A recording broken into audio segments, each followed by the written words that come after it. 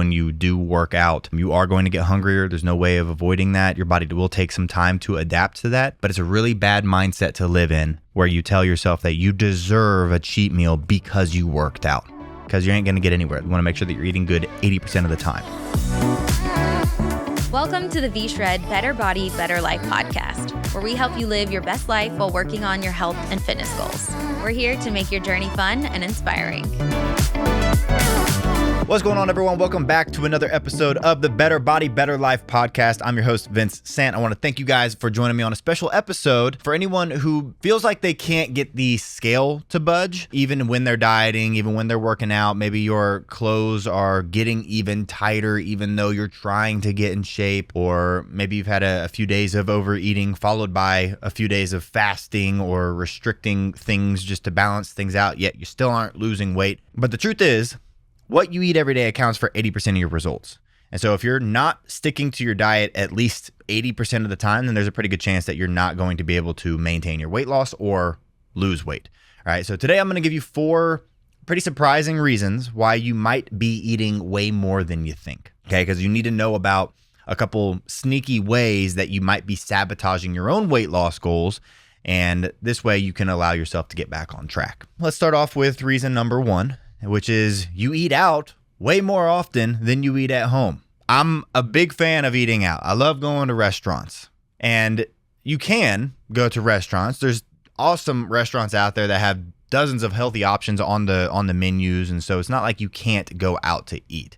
But even though you might be able to count those calories or pick healthier options, you still might be eating a much larger portion size than you think, and consuming extra fats and extra salt and extra carbs that the cooks use to just make that dish taste good. Plus, if you end up having appetizers, breadsticks, or dessert after, or a couple drinks with it, then there's a good chance that you're having way more calories than you actually burn, right? So as you can imagine, over time, those extra calories add up. So to prevent this, you need to get into a routine of only eating out for special occasions and make as many meals yourself as you can. Eating at home as much as you can is one of, I'd say, the cheat codes to getting in shape. Once you can get into a routine of meal prepping or going to the grocery store, cooking your own food, and then eating the food that you've created, you know exactly what went into that food. You can get good at cooking and get in a lot better shape a lot faster, right? And so it gives you, like I said, more control over the ingredients that you use, the calories that are in it, and like I said, it can be fun. Reason number 2, you're eating a ton of healthy snacks that aren't really healthy. So if you've been loading up on energy drinks or fat-free foods or other processed foods that look like they're healthy, I'm talking things like granola bars or protein cookies, and just snacks that are supposed to be better for you. And again, I'm not saying that these aren't better for you. A protein cookie is going to be better for you than like a Subway cookie. But that there's a good chance that you're eating a ton of foods that are actually higher in sugar, difficult to digest, and have very little nutritional value. And so what people do is they convince themselves that because they're not having the worst option, that the option that they're having is great for them. Right? People put too much trust in these healthy snacks when in reality, they should probably just avoid them altogether, because food manufacturers tend to make these foods really addictive. And so you might end up eating way more than what the standard serving is. Like if you go look at, like, I don't want to call out any brands, but like there's certain brands that have really good tasting protein bars that say 20 grams of protein on the front, but then you look at the sugar content and there's like 38 grams of sugar. And then you look at the serving size and it's 2 servings per bar. So you're having almost 80 grams of sugar for a protein bar. So the best thing that you can do is avoid these as much as possible. Eat whole foods, eat whole food snacks as much as possible as well. Look up like healthy desserts, again, that you can make yourself. Because if you're making it yourself, you know exactly what's going into it. And you might have to get a little creative with it. Go find people online that make fun, healthy desserts, because that extra effort is going to be worth it. Or you can be boring and stick to fruits and vegetables and whole grain snacks that have a high fiber content if that's something that you like as well. And that'll keep you full for hours. Now let's move on to reason number 3. And reason number 3 is a kind of a funny one when you think about it. And this is, you don't chew your food enough.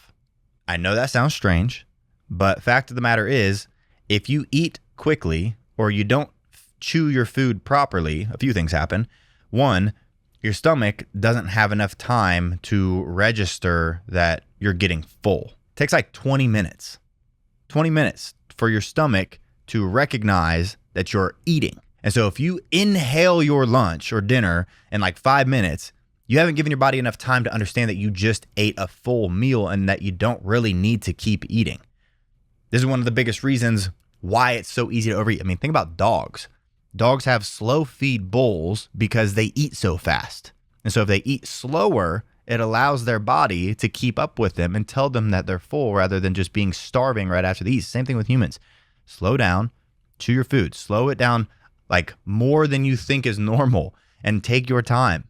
Avoid eating in front of the TV or your computer because that can be really hard. You get distracted. You're not really paying attention to what you're eating. And the second thing is, not chewing your food also will interrupt your digestion.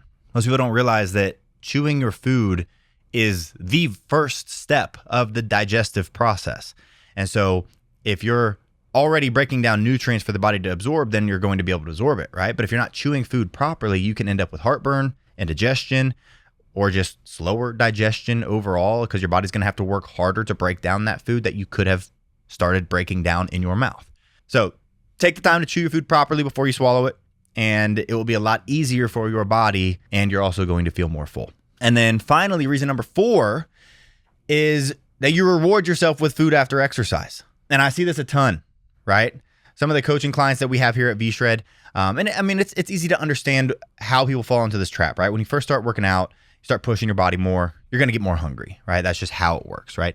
The trick, though, is making sure that you don't eat more than you just burned. And I know that's pretty tricky.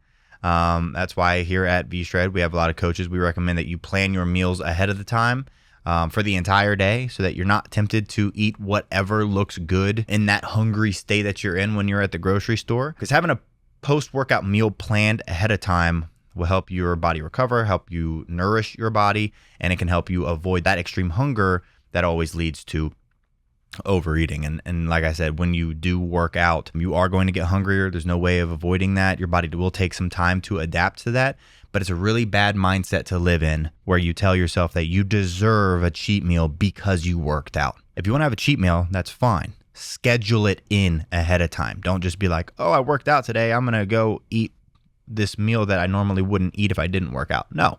If you made a good decision to work out, that's a healthy decision. Let those healthy decisions stack up, right? Continue to build that momentum. And then when Sunday rolls around and that's your cheat day, then you have what you want to eat. But that Tuesday when you work out, don't reward yourself with McDonald's just because you worked out that day, because you ain't going to get anywhere. It's like we said at the beginning of this. You want to make sure that you're eating good 80% of the time. So 20% of the time, eat what you want. That's your cheat day. That's pre-planned, not just planning on the go because you felt like you did something good that day.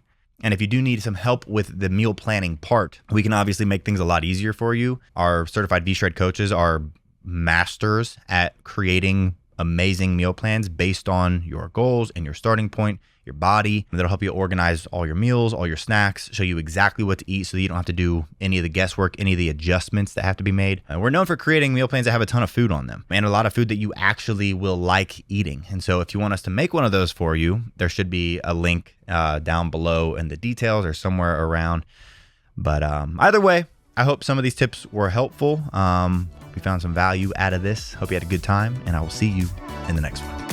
Thanks for tuning in to today's episode of V-Shred's Better Body, Better Life podcast. Whether you're doing one of our programs, taking our supplements, or just doing things on your own, tune in every week for exclusive content with Vince, V-Shred trainers, and special guests as they share valuable tips around motivation, workouts, food, and living a healthier lifestyle. See you next time.